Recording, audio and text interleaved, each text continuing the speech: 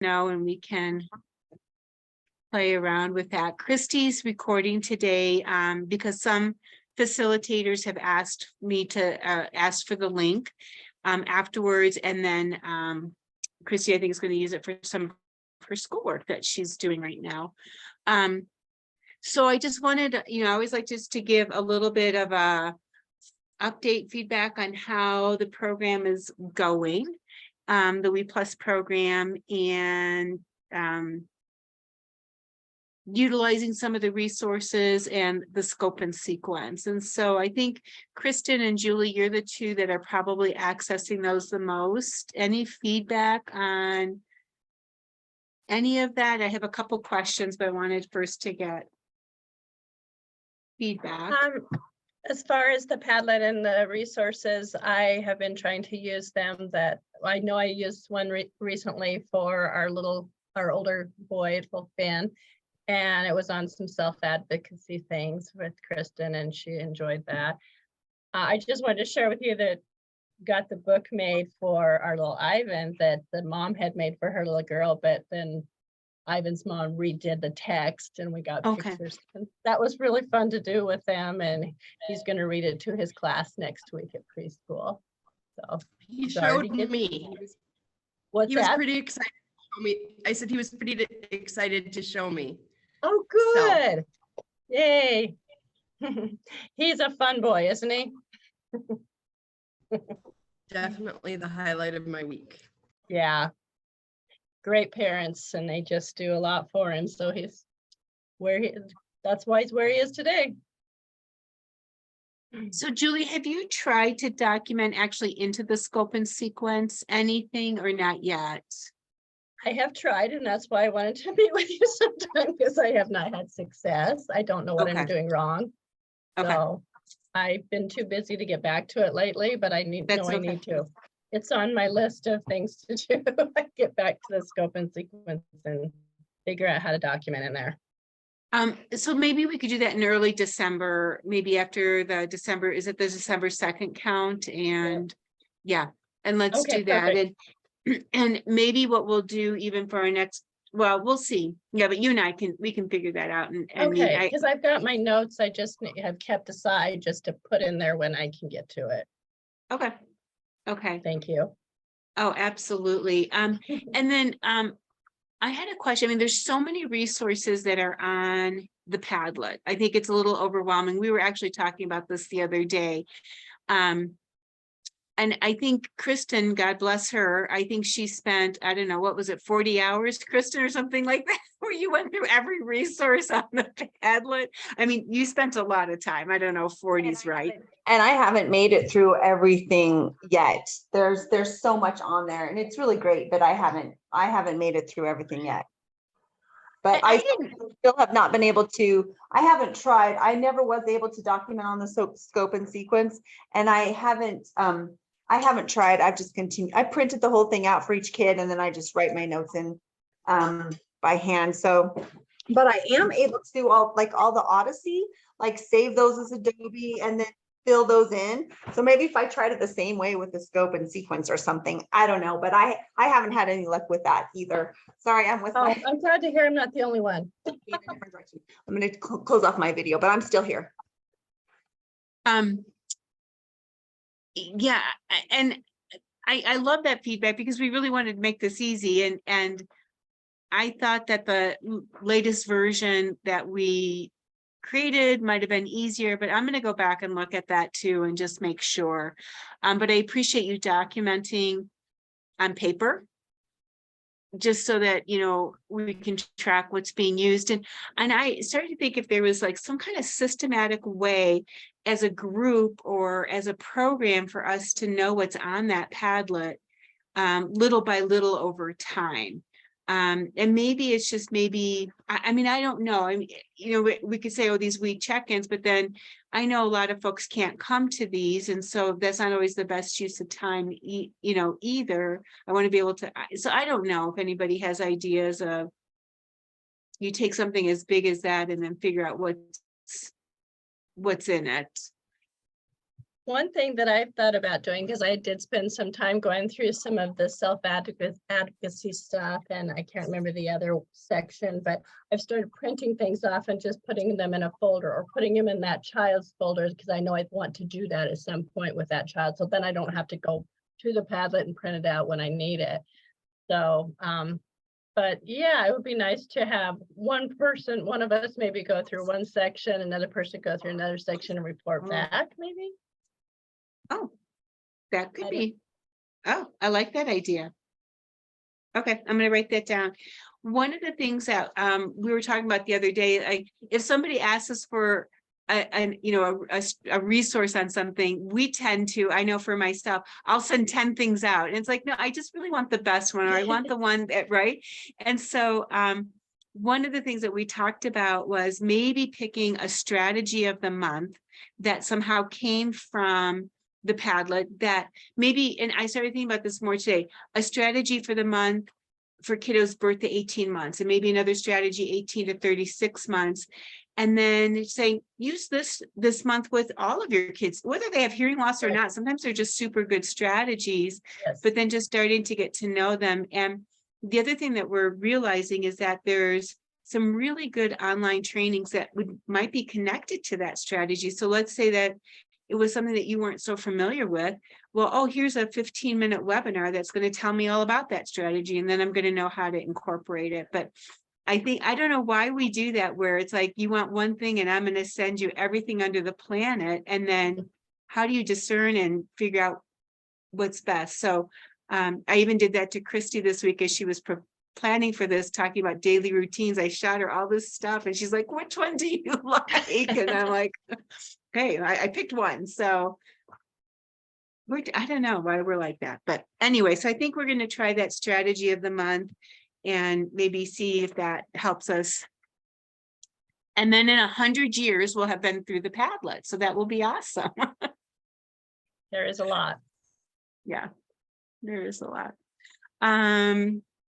So those are really kinds of the things that I wanted to talk about. I really like your idea of maybe splitting up Padlet and then having providers talk about what's on there. I kind of like that.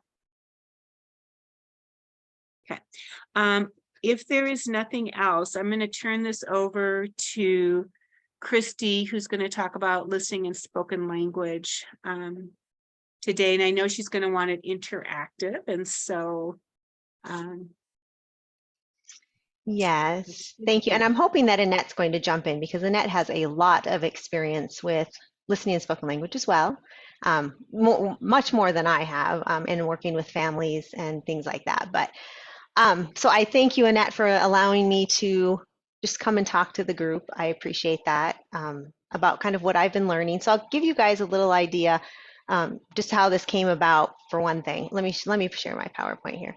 I think you guys, most of you know me, obviously. I'm Christy Fritz, and I work for the Wyoming Department of Education. I'm a teacher of the deaf by training. That's what I was trained to do. That's what I did for many years before joining the Wyoming Department of Education. So naturally, my background is in teaching deaf children. And 100 years ago, when I was in school, we didn't, this technology was so different. Our kids were getting such minimal access to sound. I mean, cochlear implants were just coming about. So I didn't get a lot of training in auditory verbal therapy or listening therapy. Back in the day, it was called an oral approach. Just a sec here, I'm going to move my meeting controls. Can you all see the PowerPoint? Okay. So of course, now that I've been in the field for a while, and as cochlear implants and better hearing aids were coming about and being developed, I did start taking some trainings and doing some reading and trying to kind of catch up on new approaches in educating children who are deaf or hard of hearing. And of course, the younger our kiddos were getting access, and the younger they were receiving cochlear implants, the outcomes were just, the opportunities for outcomes to be so successful were just so great that it became all about how do we get these little ones who have this amazing technology to be able to have successful outcomes in speaking and listening, speaking and hearing. So I just felt like I was getting a lot of our students, I would say that more of our students probably are using a spoken approach, a listening and spoken approach, than they are using a manual approach in Wyoming. And so in an outreach position, I was getting lots and lots of questions about that. And I just felt just so, I wasn't sure or confident enough to be able to help. And I want to be able to help people. I mean, I'm out there in the schools, I'm out there in the child development centers, I'm out there working with families, and I want to be able to bring them the best, most updated information. So I applied for a program. It's a master's program that focuses in family-centered intervention and with a listening and spoken language approach. So that's what I'm doing. I'm in my second year. I'm almost halfway through my second year. And as part of the program, it was a grant. I applied and thought they'll never take somebody old like me, but they did. And so they're paying for me to go through, which is amazing. It's been wonderful. I think our cohort started with, I think, 9, and now we're down to 8 or maybe 10, and we're down to 9. But it's been wonderful, and it's people from all over the country. We have someone in Florida and Alaska and Indiana, and we all join, once a week and check in. But then we do our practicum and rotation experiences also. So part of the program requires us to do different rotations. So I've done one in a preschool in Casper at the Child Development Center, and then I did a tele-intervention one, and then with a listening and spoken language specialist, and then 2 in-person parent coaching rotations. So that's been really good experience for me. The reason I say that is by no means am I an expert. I am still learning. I'm sure that some of the things that I will say to you will be like, I've been doing that for years, and that's great, and please share what you know, especially as speech pathologist. You're going to see some of this stuff and go, oh yeah, I do that. I just didn't know that maybe that's what it was called, or I've heard that, but I wasn't sure. And especially if you've worked with the beloved Susan Fisher. I mean, she preached these techniques and these strategies, and she would always tell me, oh, Christy, it's not rocket science, you guys can do this. Like, it's not hard. And it always seems so scary to me. And now that I've been in the program, and now that I've started to put it into practice, I'm like, I get it. Like, I can see how this could be incorporated pretty easily. So thank you for coming and listening to me speak today. And I hope that you will jump in and share information that you might have as well. Is there any questions before I get started? Okay. I thought we might start with just what LSL is not. Can you guys hear me? I feel like there's an echo. Can you hear me? Okay. I don't know if someone. It's good, Christy. Maybe No, Wendy. it's good. Wendy's got her mic on. Wendy, could you mute your mic? Maybe, or somebody has their mic on. Maybe that's what it is. You sound good to me. Okay. So what LSL is not? LSL stands for listening and spoken language. There's also the term out there, auditory verbal therapy, and I think it's much the same, but maybe just a different name. LSL isn't a curriculum. It's not this special curriculum that we roll out and use with kids with hearing loss, and it's not articulation training. It doesn't just focus specifically on articulation. And it's not something extra that we're going to, require you to do that has a ton of extra time and, all of this huge learning curve. It really isn't about that. I thought it was that before I started, and now I'm like, oh, well, okay, this totally makes sense. It's not an approach like the old days. I don't know if you remember the old days when they used to cover the mouth to force the child to hear, and then our kids would start doing that. I don't know, Annette, if you had students who did that. The kids would start walking around and doing that as well. And I'm not saying that there aren't times that we're not positioning ourselves in a certain way or finding ways to help the kids become more confident in their listening by challenging them a little bit. And this isn't an approach that only happens in a therapy session. I mean, this is an approach that truly is something that we teach parents, and parents run with it. Parents it becomes a lifestyle for them. It becomes something that they incorporate in their daily lives. And I mean, we're only with that child for maybe an hour a week, maybe. And then the parents and family members are with them the rest of the time. And so we want to really build up their capacity and teach them how to do these things. And they can do it because, as Susan Fisher said, it's not rocket science. Once you've got it, you can do it. So what is listening and spoken language? LSL is an intervention approach, and it has a set of principles or a set of strategies and a set of principles that you live by within it. And it's to teach babies and young children with hearing loss to use spoken language through learning to listen. It's all about what's going in those ears up to the brain and what the brain is doing with the information. And how can we get them that information? It focuses on developing auditory skills, auditory pathway in the brain needed for speech, language, cognition, and literacy. So we talk a lot about brain development. So in this presentation, we'll talk about what the guiding principles are, and then we'll also hit the strategies, and then how could we use those strategies. And I was going to say at the beginning too, we'll send out this PowerPoint afterwards. As if you have been in my presentations, know that I'm notorious for completing them right before and making changes. I might complete them weeks ahead, and I'm still making changes an hour before, because as I was telling Annette, it's a sickness, and I have it, and I suffer from it. So there are, for LSL, there's 10 basically guiding principles for LSL specialists to kind of follow as a guide when we provide services. AG Bell has a certification, and maybe some of you have heard of it before. It's a LSL certification through AG Bell, and I have a slide later that kind of tells how you get there. So if you go to this link, I'll leave it on the slide, you can see the guiding principles, just as they're written. But today, as an overview, I just summarized them and just figured we could just talk about them. Basically, the principles tell us kind of what listening and spoken language involves. These are the things it involves.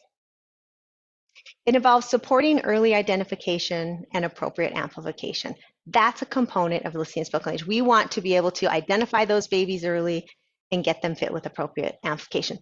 And good fitting amplification, not just something that works for now and then going back and making sure it's working properly.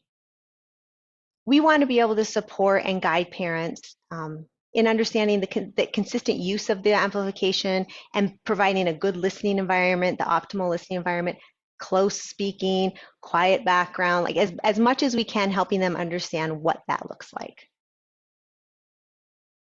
One of the guiding principles is just guiding families to help their child to develop listening and speaking skills through hearing. Okay, this is an approach that a family might choose, and helping them really understand ways that they can optimize opportunities for that child to really start developing the listening and programming the brain through hearing. Coaching families to become their child's first and most important teacher. This was one of the things that in the program that I'm in, this was new to me. I'm old school. I came from the child shows up to my session, the child, as a teacher of the deaf, I teach them or I teach them at school and off they go. And I really wasn't even when I did 3-year-olds and 4-year-olds, the family never, wasn't part of that. I worked with that child, and the parent came and picked that child up. So it was a different thing for me, and it's definitely been out of my comfort zone, but I totally see why it works now that I've done it, I've seen it. That family's with that baby so much more than I am. So we want to be able to coach them and help them understand. We want LSL is about coaching families to help their child use LSL in everyday life, in routines, in play, and like I said, it just becomes a lifestyle. And once you see the strategies, and once you think about how could I help this family that I'm working with really incorporate these strategies, it just becomes part of what they do all the time. It's so interesting. The little family that we were talking about in Sheridan, I was with them at a Hands in Voices, just an event out in the community. And they were just doing LSL all the way through. Like they were using strategies that have been taught to them by an LSL provider just in their regular life. And so it just becomes part of their world.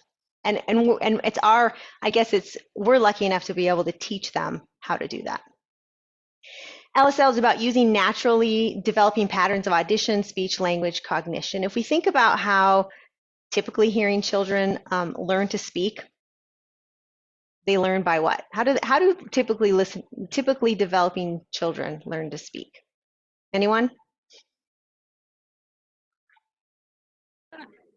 By listening, by hearing their parents talk around them. Yeah. And so, go ahead, Kristen, were you going to say something? I was just going to say by listening, but then also interacting in turns and having the reciprocity with their family. Exactly. Yes. And so that's the goal of listening and spoken language. We think, okay, if this is how a typically developing and hearing child learns to speak, then if our little ones with hearing loss also have better access now to, through their technology. We want to be able to try to follow that same hierarchy and that same development through for them. So we're going to approach their development in the same way. With supports, of course, knowing that they're using technology and all of the pieces that go with making sure they have the right technology and they're wearing it and the wear time is right or is appropriate. And then how can we make that listening environment better? What kind of strategies can we use to make sure they're getting the information, but we're still following that same development? And Annette, please feel free to jump in on any of this. Part of LSL is ongoing formal and informal assessments to monitor the child's progress, because we want to really be looking for red flags. We only have this short window of time, right? 0 to 3 is really like the key before that brain starts pruning away and saying, oh, I don't need these pieces and we don't need this information. So, or this parts of our brain, we're not getting the information. And so we have this small window. And so we want to definitely be on top of things and always making sure that things are going the way they are. Is there if red flags show up, is there a technology issue? Is there an approach issue? What's going on? Okay. So always keeping on top of it. And luckily with the Odyssey, I think that helps at least do some tracking, and you're likely doing some tracking in between there as well. And then finally, promoting education of the child in general education curriculum with typically hearing peers. The hope for LSL, an outcome for LSL, is that this child is going to be able to join their peers and just be in school just like every other student. Anything else you want to add to that, Annette, to the principles or guide? No. Mm-mm. Okay. Love it. Anybody else? And jump in. Feel free. Okay. So what children are candidates for LSL approach? You guys know that, I use sign language. I support sign language. I still support sign language because there's a place for it, right? And then there's children who need it, who need sign language if they don't have access to technology. Huge proponent of sign language. So this is just another tool that we have, another way of approaching education, another intervention. Most children who are deaf or hard of hearing are actually candidates for LSL, especially with the new technology, especially with the access they're getting now. Most children are candidates, especially if the child is able to receive benefit from amplification. We do have children in Wyoming who don't have developed auditory nerves, who might not have a cochlea that is viable, and those children would probably not be great candidates for LSL approach because it's all about getting information into the ears and up to the brain, and that's just not possible for those kids. They might be manual. Absolutely. When a child is a candidate for a CI and they do all the scans to look at the cochlea and see if they're a candidate, and they do like a CAT scan and an MRI, does it tell you, I know it looks at the cochlea and it will say if they're a candidate, if the cochlea is formed and can be a candidate, but does it look at can you see an auditory nerve in the MRI, and can you know from an MRI that the student has an auditory nerve, a functioning auditory nerve? You can tell that? Go ahead, Annette. Were you going to say something? No. I will after you. No, I don't know exactly how what pictures or images they take to find out. Kristen and maybe Annette knows. I do know that they can tell. Yes. Go ahead, Annette. And that's what I was going to say too, because you certainly hear where they'll say that the auditory nerve is underdeveloped, or they couldn't see an auditory nerve. So that's definitely something, Kristen, that they're going to be able to visualize. Mm-hmm. And I have heard, Kristen, that I have heard talk that even if they've got a strand of that auditory nerve, that some people are trying cochlear implants, even if there's just something there. Okay. Yeah, absolutely. And I'm not, that would be a great question for an audiologist for sure. Of course, a child whose family pursues the goal of listening and spoken language outcome as a result of an informed choice. And what I mean by informed choice is that they know what's involved. They know how much time it's going to take. They know, what their buy-in is going to be there. They understand that the technology is a huge component of that. They understand that what they're going to be doing is providing that child with a very rich auditory environment. And if that's their goal, you know, we want to support that for sure.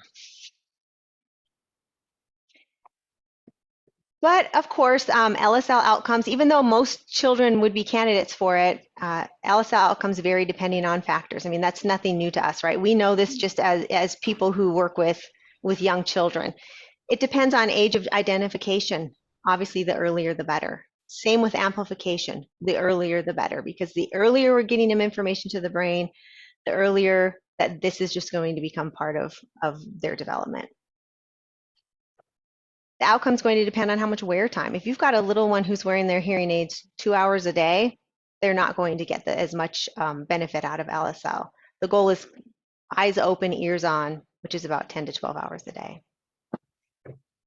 It also is dependent on the caregiver involvement. Is the family able to carry over what they're learning from you, all those other hours that they're with the child? Are they able to show up for sessions? Are they able to make sure that the appointments are being kept to do the mappings and the follow-up with the audiologist? All of that matters. What is Can their... I ask a question about that? Yes, absolutely. Anybody has like some good ideas or suggestions? So you can teach the parents and all this stuff, but what about the kiddos that go to daycare and they're in daycare all day and then they just get a couple of hours with the parents? Any ideas on that? Are you talking about as far as the wear time or just involvement of that daycare person? Well, no, the wear time, you can certainly train the daycare to be like, these hearing aids are really important. And these hearing aids need to be on all the time, and you can take them off for naps, but then please check the batteries, and can you please make, so I think wear time is doable, but like, you can't really sit down with people in the daycare and be like, let me just show you some strategies. Well, but Kristen, that could happen. I mean, yeah, it could happen. And that's something that even the WEII could support, though not we as in we, but like the Wyoming Early Intervention could support with the daycare. Deaf and hard of hearing outreach could support that. We could certainly meet with the daycare. We've trained daycares before. I've gone into daycares and showed them strategies, and the parents can talk to them about strategies. There's ways we can do it, Kristen. So if there's a need for that, reach out to us and we can support that. Okay, thanks. Yeah. Annette, do you want to add? Well, I was going to say, Julie, did you have some experience with that, with going into daycare? Yes, and of course, I have different daycares, as everybody knows, that's better than others. Yes. And our little guy is in a wonderful daycare right now, but we've done a couple different trainings with that daycare and the one he was at before. But then I have another little guy that gets hard at that daycare. It's a home environment and we do what we can, but they just have their routine. They're older people. Yeah.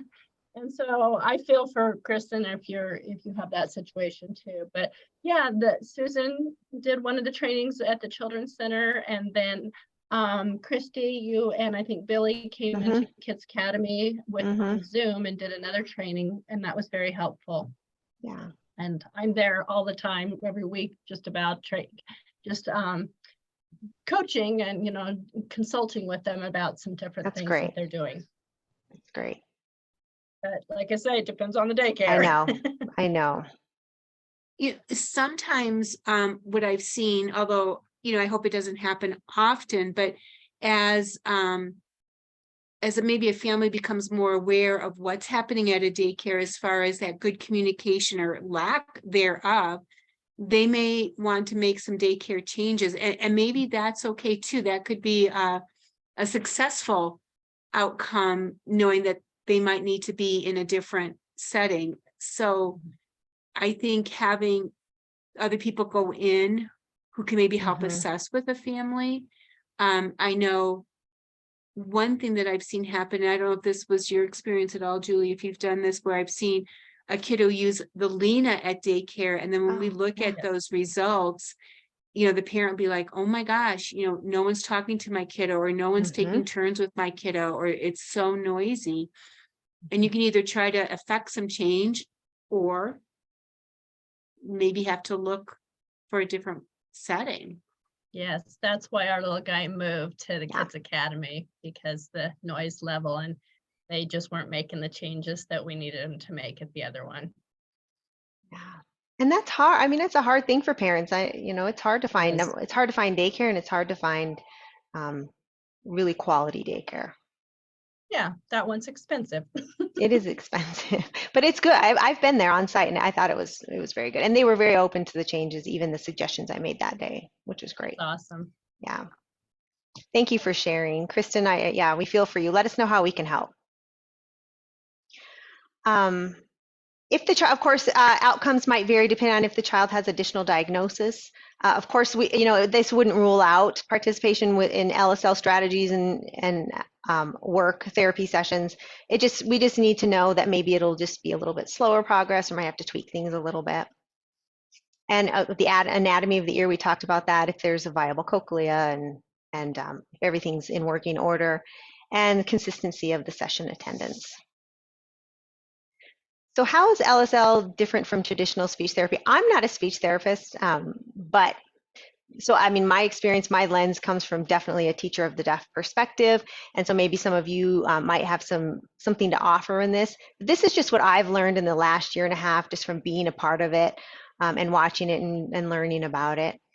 LSL focuses on audition. It's very audition and auditory based. It really goes at it more of from what are we going to get into those ears for that child to learn about how to speak versus just focusing in on remedial articulation type things. So that's not a typical thing. Audition is not necessarily a typical part of speech therapy, from my understanding and my experience. LSL targets speech sounds by way of moving through the auditory hierarchy. So we're really looking at that auditory hierarchy. Where does a child who's typically developing hearing, where do they start with their listening skills? And we're going to start there with our little one. And then we're going to move through that hierarchy from things that sound very, very different, very basic, all the way up to things that sound very similar and alike. And we're just going to move on through it. Christy, I want to just jump in really fast of a thought that I had as you're talking about Please what do. is the difference. So there's this kiddo, she's about 2 years old in one of the regions, and she's not been using her hearing aids consistently, and mom is reporting that her speech is unintelligible. And so is it that we're going to do articulation work? No, we're going to be working on listening and getting access and making sure she's hearing sounds, right? And so I think that just kind of makes it clear for me that it's not just traditional intervention. So thank you for identifying that. Right. I love that. I love that. And that you always remind me of that piece of it too, that is the technology, that's part of our responsibility in our work, is to help parents understand the importance of that. Wearing that technology. Is it working? Are they getting appropriately mapped? All of those pieces that give them the access for LSL to even work. Thank you, Annette. Again, the focus is more on the developmental rather than remedial. There's a significant focus on parent involvement and carryover. In fact, I would say it's required. Parental involvement is required, although I know there's instances where that doesn't always happen, and just do the best you can. And LSL therapy is always individual and very family focused. It's about what's going on, because you're teaching that family those skills based on what is going on with them and carrying it over. However, the strategies can also be incorporated across environments. I used them in a preschool classroom. So the strategies and principles can be used in other places, but when they're little, it's generally very family focused. Anything else you guys might want to add to that, the SLPs out there?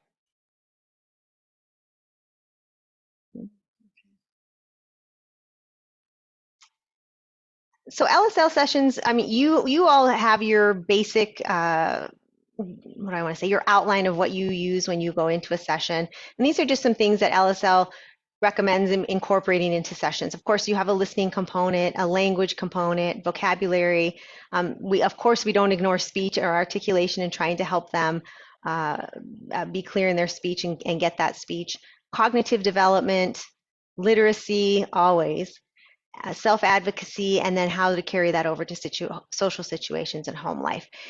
we might, I'm not saying that I know when I was learning or as I am learning, I didn't have this all outlined in my plan. I write everything down. I'm a planner, and I didn't say this is what I'm going to do for listening. This is what I'm going to do for language. I would build my activity or build my routine or whatever we were going to work on and think, how can I hit listening in this? Am I hitting language in this? Am I hitting speech? I might make sure that I'm hitting all of that. The two things that I usually always made sure to have no matter what was, well, three, Ling check, of course, but a literacy component and some sort of song or nursery rhyme or something. Then that was just my own, what I did. So who generally provides LSL interventions? Again, we talked about an ABT, LSL certified person through AG Bell, and there is that special certification. There's like less than 300 of them, isn't there, Annette? There's not very many in like the world, not very many at all who have this special certification. And it takes 3 to 5 years of intensive training under a mentor that you pay to mentor you, and you join them. And then there's a test at the end that you need to pass in order to get this AG Bell certification. So we know those people have been definitely trained. If you work with Joanna Stith or Nanette Thompson, they are both, I believe, AG Bell certified. It can also be an SLP, TOD, audiologist, somebody who has some background but also receives additional training in this approach, and that would be me. I'm getting this additional training, now you're getting this additional training, right? So we can still use these strategies and supports with families. So can we use the LSL approach and teach families how to use it too? Can we do that? Can you do that? Yes, yes, of course. This is why we're here today. So we've talked about all the guiding principles and kind of what it looks like. So let's get into the strategies. I know I'm going to show you these strategies and you're going to be like, I know what that is. I use that all the time, which is fun, right? There's Annette had this resource on the Padlet already. It's this auditory verbal strategies. We added this section, this listening and spoken language. We're building it right now. But she had this book, this auditory verbal strategy book, over in a different section, and now it's living under here as well. I'm just going to take you over to that. In our program, and by the way, Kristen Bringhurst is also in the program. She's doing the credential program. So she is taking some of the same classes that I'm taking. And Kristen, are you enjoying it? If you are able to respond, are you enjoying the program? It's really, really, really good. And I'm learning so much. And it's like everything I'm learning is 100% completely applicable to what I'm doing as a WEII Plus facilitator. And I just take every week, I just learn so much. I'm like, oh, this is perfect. I can tell my parents about this. And I'm in exactly the same spot as Christy. I'm a TOD. I graduated older than Christy. So like cochlear implants were not even thought of when I graduated from college I got my master's in 1992. I did not have one class on cochlear implants or listening and spoken language. So I have found it to be very beneficial. It's quite rigorous and very time consuming, but there's a lot of homework, but it's absolutely been a lot of good information. That's great. Thank you, Kristen. I agree. It is very intensive, but it is good. And as a TOD, we worry about, well, I don't know, like what if I have kids who sign, but Kristen's got kids who sign too and who have cochlear implants, and you can still incorporate the strategies into that, which has been a nice blend for her as well. So this is the Bible. Oh, go ahead, Kristen. I was just going to say, I had a kiddo that I signed with all the time. I never didn't sign with this kid. And he has a cochlear implant on one side. And so I just thought, I'm just going to do this. So he's my practicum kiddo. And I just started doing auditory first. And I have actually just been absolutely blown away by what this kid can do auditorily. Awesome. So helping me to see, even if you think, no, they're never going to make it without sign language, it doesn't hurt to give them like auditory first, and then you can always give them the sign and then do the sandwiching. So it's kind of pushed me to be a little more, auditory verbal with kids that I just signed with all the time. So yeah. That's great, Kristen. And she's mentioning some of these strategies that are right in this book. Go ahead, Annette. Well, I was gonna say, I think it's really important that we look at this as a both and not an either or. Okay, Yes. you're either gonna pick this strategy or this. And Julie, you can attest, you work with a family who is beautifully incorporating both worlds in, for their little guy. It can work. It can. Yes, and I'll Definitely. say one more thing about that is, like with my kids, I signed with all my hearing babies. My daughter signed with her babies. They all spoke early. They all had a lot of language. They were like really empowered because they had access to language sooner than other kids. There were fewer fits, less crying because I knew what they wanted. Right. So even just with hearing babies, sign language is really beneficial for hearing babies. And my two WEII+ babies that are cochlear implant candidates and possibly the other one, Right. still using sign language because language, we just would never want to withhold language from anyone. Right. So we're signing and we're doing all the LSL strategies. So yeah, you don't have to pick one or the other. So if I can add Absolutely. that to this, Christy, you probably remember the total language approach. Yeah, And totally. that's what that's what Total I always tell communication. my parents. Pardon me. Yeah. Are you talking total communication? Mm-hmm. Yes, you use sign, you use verbal, and you don't just pick one. Mm-hmm. And so, and even with my kids that, like you say, have hearing, we use that to signing to promote the verbal, and it works. And that's what I try and convince my parents. Let's use That's this great. to help them have a way to communicate, Yeah. but always talking too. So yeah, Yes. it works. Thank you, Julie. Yes.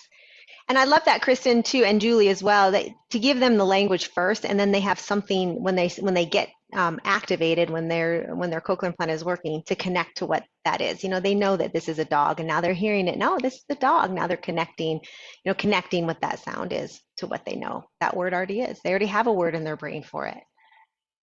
Yeah, I love that. So some of the strategies are in this book. I love this. I don't have all of these strategies memorized.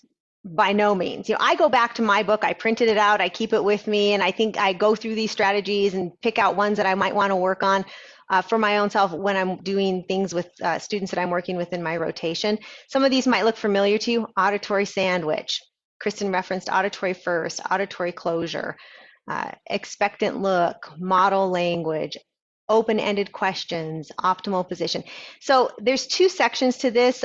It is 214 pages long, but it's you can look up the strategy. So I'm just going to, let's say I'll look at self-talk, parallel talk. I can go right up here and choose 52. And again, this is on the Padlet. And this tells me what the strategy is. It tells me what it looks like. And it's an adult talks to the child about what the adult sees, does, or hears at any particular moment in time, talks about how it's done, and then what it promotes, and just a little discussion and gives an example. So this guide is amazing. And at USU, this was handed to us on the first day of class and said, here you go, you're going to use this. This is going to be helpful for you. And there's two parts to it. So there's a part 1 and a part 2. So there'll be a separate table of contents as well for the second part. Any comments on the strategy? I wish we had more time to go through them, but you guys know where this is at. So you are welcome to go ahead and go through those. Annette, were you going to say something? When I was introduced to this resource, it was at an AG Bell conference in Denver, maybe 10 years ago, I'm not quite sure. It changed my life because it was in one place, and Yes. I could look at those strategies, think of the kids that I worked with, and just plug them in. And so I can't speak enough about this resource, that if there's only one resource, and that's what we really want to think about, is just let's go have a one place to stop. This is it. I love it. I agree. And it's right there on the Padlet for you. Can you guys see the PowerPoint again? Right, great. And so in the Padlet, then we're going to start moving things probably around just to fill that listening and spoken language section. But I'm so glad that we have that really separated out now for our work. Yeah. And in my rotations that I was doing, of course, I mean, I still don't have them all memorized, right? But I would think about the work I was going to do with that child that day, and then I was always looking up the strategies to think, how am I going to support that work? And so this is kind of where we're at now, just thinking about how do you even incorporate these strategies? Something that I had to learn was you think about what is the child's target first? Like, what am I going to work on with this kid? And maybe it's a couple of things I'm working on in that session or in the preschool classroom. And then what strategies can I use to support that target? So you're thinking about what do I do with them first, and then we add the strategies in later. And so we'll give some examples of that. Just talking about listening to spoken language in routines, this is huge, right? This was like a mind shift for me. I had to really realize, like, when I was working with my mentor was Joanna Stith, and she is amazing. And she was just like, don't worry about writing everything down and being like, oh my gosh, how am I going to get all of these strategies in? Like, once you kind of know what the strategies are, or maybe have an idea of which ones you might want to use, they're going to fit into anything. They're going to be able to work in any routine, in any activity you do, in anything in life. And when you do it in routines with families, or you help them learn how to do it in routines with families, they can carry it over. They're going to remember, oh yeah, this is what we did when we were making breakfast the other day. I can do that. Like, this is something I can definitely do. And we don't want it to be something extra where we bring it in, right? Or we go online with them, or however you're meeting with them, that then we take back out and then they can never use again. This fits right into early childhood. Go ahead, Annette. For me, this is such a shift for me, being a speech therapist. And I don't know, Julie, if you're and Cindy think the same way in our training or whatever, but sometimes when I set up my initial visits, I'm always thinking of activities, like what activity are we going to do? And then once we get into that routine of, oh, Annette's coming, we're going to do an activity, that then say, you know what, I'm going to join a routine. A family's going to be like, what do you mean you're going to join a routine? We do, right. We do activities. And so I think for me, I have to step off in a whole different way of my visits from the beginning of, when I come today, what would you normally be doing? And within whatever you're going to be normally doing, we're going to add some strategies. So thank you for bringing that up. I love that, Annette. I don't want to say it's a weakness in us, but I think it's where our strengths shine. I don't know, Julie and Cindy, if you have any thoughts on that as speech therapists. This is Cindy. I try to be bagless, I guess, is the best way to explain it. And especially with COVID, I was already on that trend and working really hard, making a point of it, but that helped me immensely during COVID, because we don't want cross-contamination and sharing of germs. But yeah, it is huge for me. And I love using like the family guided routines-based intervention and looking at how to put it in a natural situation, because then they're going to practice it multiple times a day. 100%. Every day. Yes, thank you, Cindy. Absolutely. I have to say that I'm still a little guilty of bringing my bag. It just depends hard. on the family. Yeah, it is. It's I hard. know. I'm doing it this many years, but I like the way you put that. Find a routine and fit those strategies in there. What I try to do is, like you said, Annette, you first bring the bag and you're doing the activity, and then, okay, how do we switch this up? So with new families, I am trying to start doing, what can I do within your routine, or what are you doing at this time when I'm coming in? Awesome, Julie. That's great. Yeah. What is that, Cindy? Oh, we can't hear you, but I see you showing something. This is part of the project from the Florida State University, the FGRBI, the Family Guided Routines-Based Intervention. And I usually bring this to my first visit. I can try to put a link or figure that out. I've got copies from a course that I had taken, so I just automatically grab it from there. But I love it because it looks at different types of routines. So like play routines, pre-academic and literacy activities, community and family routines, caregiver routines. And it's really easy to look at the auditory component of all of those routines as well. So it breaks down play with objects and constructive play, social games, food related routines. And I'll bring this on my first visit, and we'll talk about, maybe the ones that are going the best. What are you doing in that you think makes that the best routine?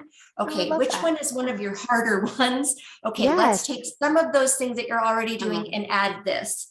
So it isn't as overwhelming, and it kind of keeps me on track.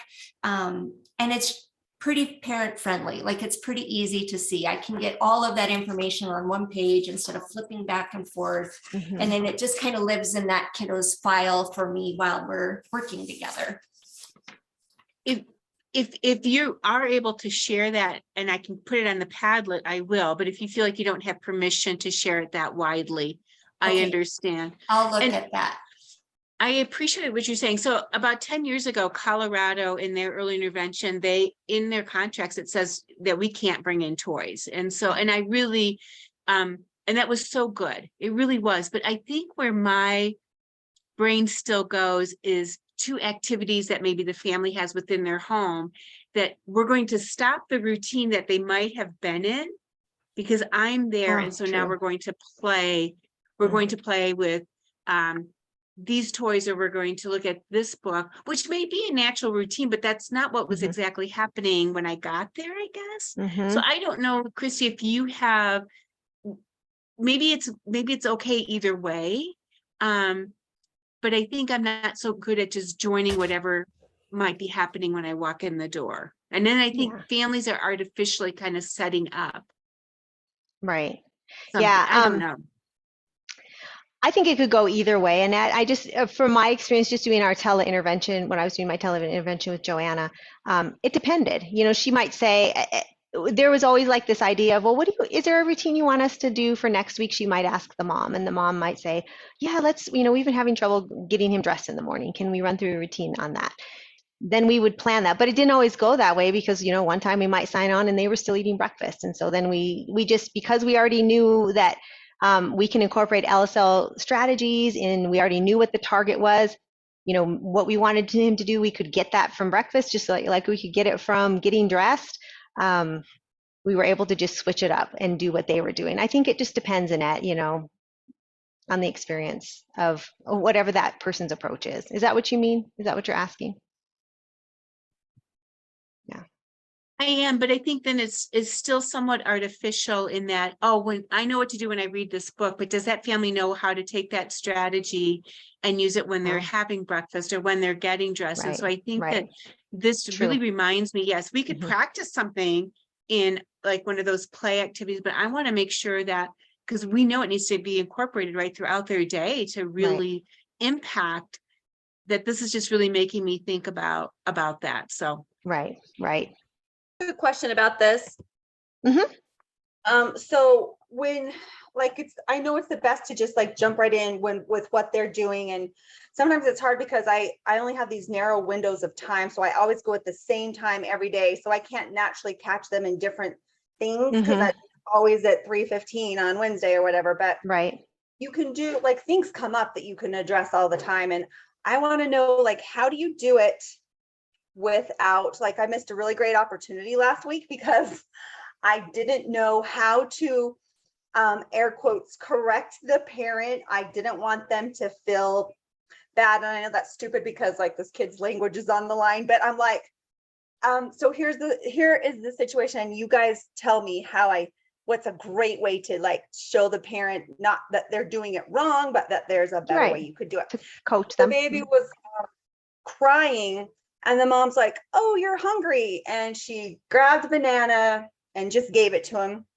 And I thought, man, so much opportunity. You could have said, are you hungry? Do you want to eat? Here's the banana. Show him the banana, signed banana before you give him the banana. There was all these things that could have happened. But before I could really figure out a good plan, the kid had the banana in his hand and no words were said, no sign, Right. So how do you say, oh, hey, mom, here's a way you could do that. You could just add some more language into it. But I want to I just want to have a good relationship with the parents and build them up and just encourage or, just respond. You're doing it great. Right. It's so great. But here's how. I don't want to say, well, that you completely missed at least 10 words you could have said. So help me. What would that language look like? Well, and I'm sure Annette would have really great ways to this because she's so tactful and careful about that.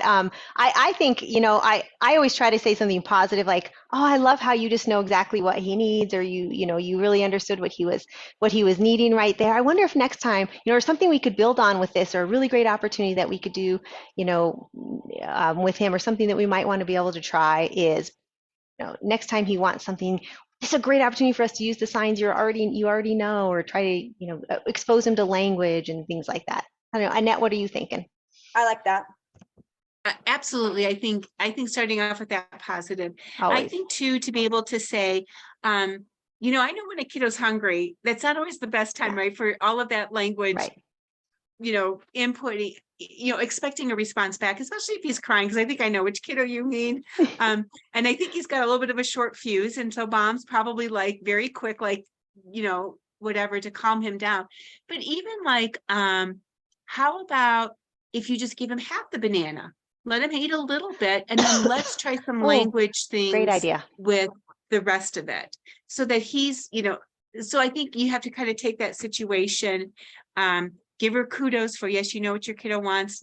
What would you think? How do you think this might work? And so you're Yes. questioning her. Would you be comfortable just giving him half and doing it something like that? So I know that's very specific to the banana, Kristen, but always kind of following that family's lead, but like Christy said, coaching, and then asking, do you think this might work? Mhm. And Julie, I know you probably have had lots of experience.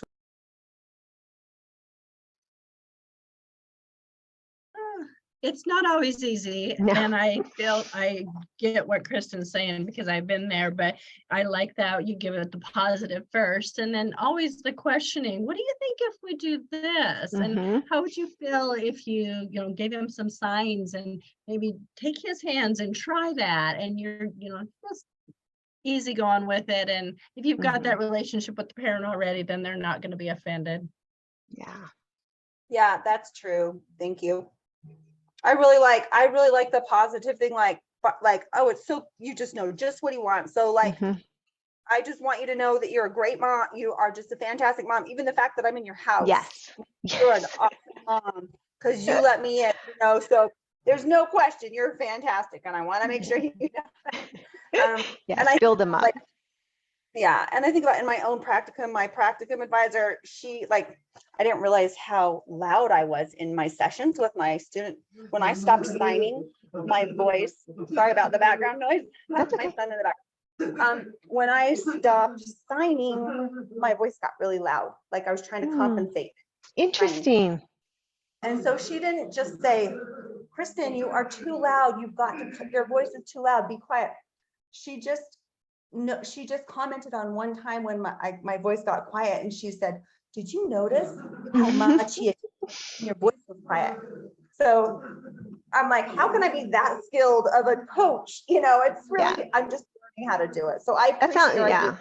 That sounds like a Liz Parker comment. That's totally a Liz Parker comment. That's a Liz Parker comment. I love it. That's awesome. Thank you for sharing.